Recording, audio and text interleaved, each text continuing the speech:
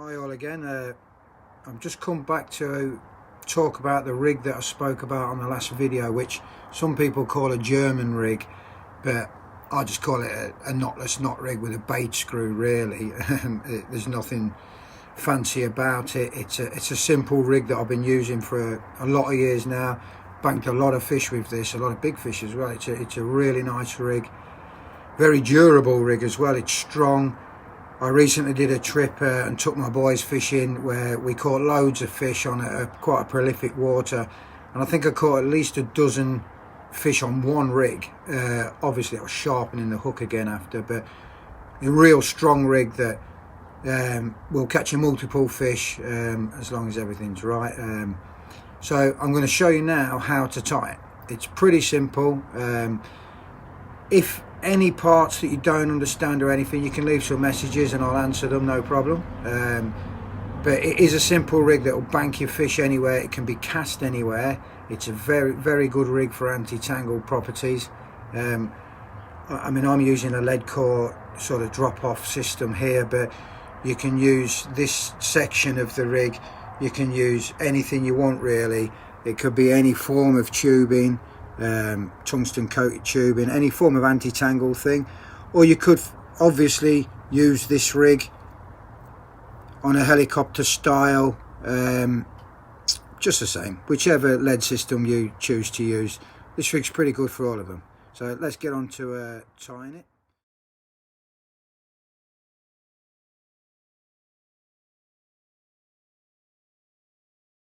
The reason I chose to just do these little videos is to try and just help people at home be able to tie rigs easily and save a little bit of money really, because although the pre-tied rigs, the Good Mate ones, are very good and they make your fishing more enjoyable and easy and you're not stressing about tying rigs. I've been tying my own rigs since I started carp fishing. I've never bought a self-made rig off the shelf, and they are pretty easy to tie.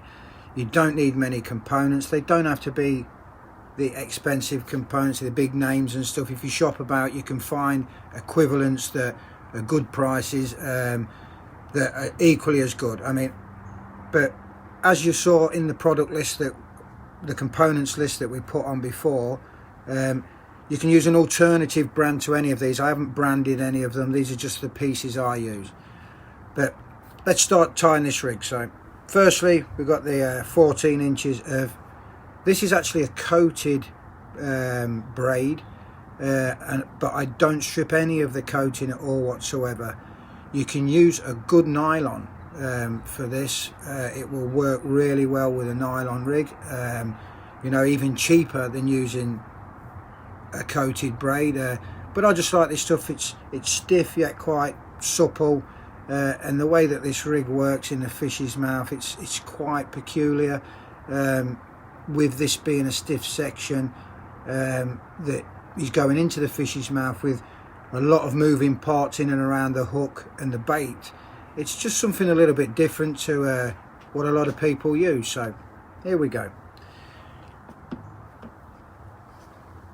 So we take the hook, we feed our chosen material through the front of the hook, taking it about an inch or so out of the back, and then pinch that down and trap it between our fingers there. So this is one of the main things in rig building. You have to make sure everything's stable and sturdy. You've not got your fingers all in the wrong places, etc, etc, so that you can hold all the parts, as you'll see. So turning away from the slot eye of the hook, we turn 7 turns. 1, 2, 3, 4, 5, 6, 7. Don't ask me why 7, I just like 7. It's a number I like. So then between them two things, I'm just trapping that there, and it's all trapped in there. So then we feed the line through the back of the hook, if I can see that, we can, straight through the back of the hook there, and then gently pulling it through. See, everything's trapped in place here.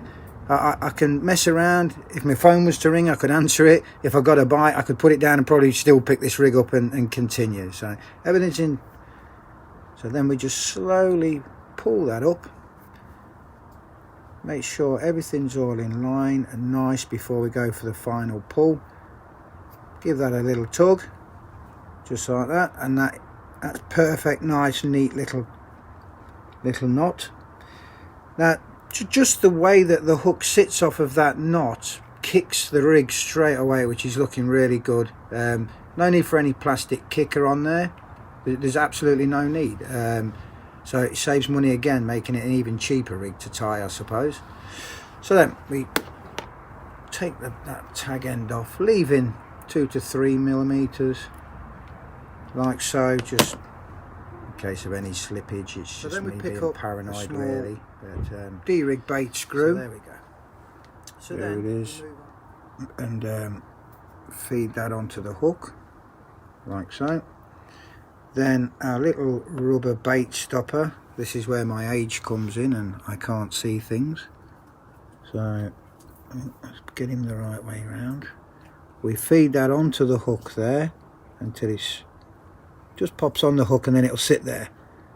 I prefer these ones than just the normal rubber ones because they've already got a pre-hole in. Some of the rubber ones, I find that they split sometimes. So anyway, then with our nail, we slowly tease that onto there, like so, and there, that's on. So I like to sort of go 45 degrees across the hook. Oh, that hook sharp, just caught my finger.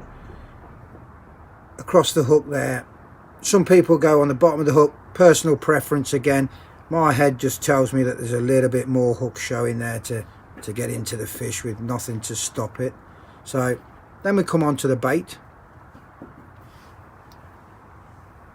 So I like to use a wafter with this presentation. It just sits on top nicely. So all we do is simply screw this on.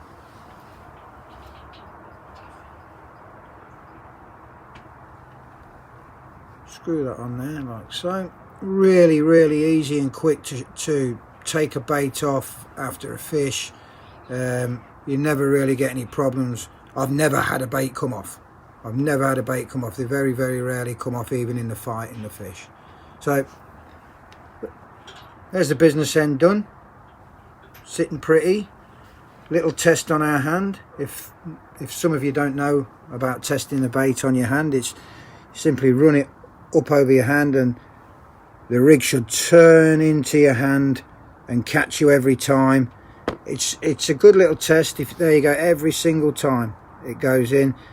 It's a good test because, you know, if you tie the rig slightly wrong and things aren't moving in the right places, you'll notice that it won't turn. And if it's not turning, you know, it's just something in your head that helps you and gives you a little bit of confidence. I mean, the hook's facing completely away from me there. I'm pulling it out, whack, turn straight over and in.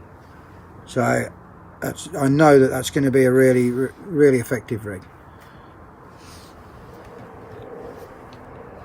So we come on to the end, which we're obviously going to connect to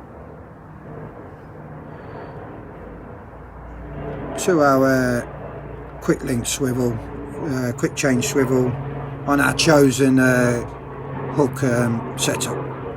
So that's on there. Just leave that. Now we're going to create a loop. This is the point in the rig where you can decide what length you want the rig. We made it 14-inch for start. I always like plenty of material to play with.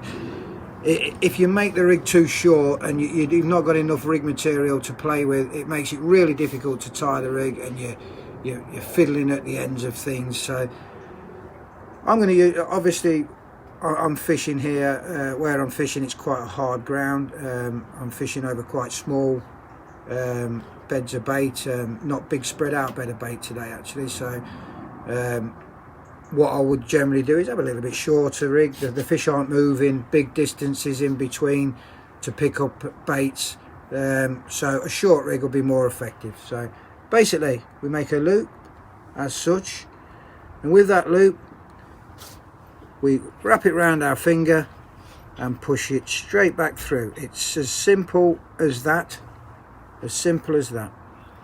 Then lick and pull like so, and then we just give it a pull with the puller just to make sure it's tight, and snip the remaining off. Always remember to snip the right bit off. I'm sure we've all done it at some point. I certainly have. So we take that off and then slip that up over the knot. Just make everything nice and neat, and the anti-tangle tube will just make sure everything falls away from the lead. It's quite a stiff presentation. It should easily fall away, making sure the bait can't fall, definitely can't fall on top of the lead. So it should sit perfectly like this every time. And then all we basically do is connect that to, disconnect this one, the Blue Peter one we made earlier.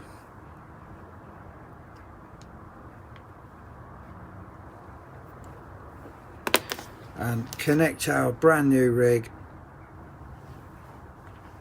just like that, and then slip this up, a little bit of spit, slip that up over there, and that covers and secures our rig on. We can take that off quickly. Really good pieces of kit these are. It changed my fishing when these quick release things came in. They're really effective. So there we go. Some people call it the German rig, call it what you want. It's a really good rig, really effective, easy to tie, not expensive components on it. Like I said, very durable, will catch you a lot of fish. And there you go. So there's the rig tied. Some people like to use putty. They don't feel confident that the rig's going to sit down low. I'm a bit either or, depends if I'm getting bites really. If I'm getting bites, I tend to not bother, but some people do, and you can just drop a couple of drops of putty just anywhere on here to just help not only pin down the rig to the bottom, it will also a little bit of weight to pull the hook into the fish's mouth. But such an aggressive rig that I don't feel this rig needs the putty or a dropper in this situation.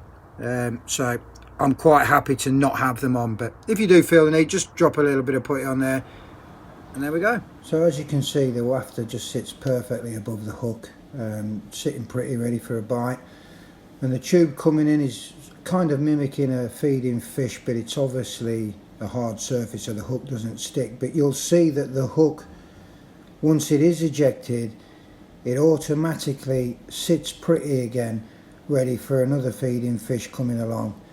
But I'm so confident with this rig that I think you're going to nail it first time, every time. But as you can see, it's already been ejected once, and we'll do it again just to make sure.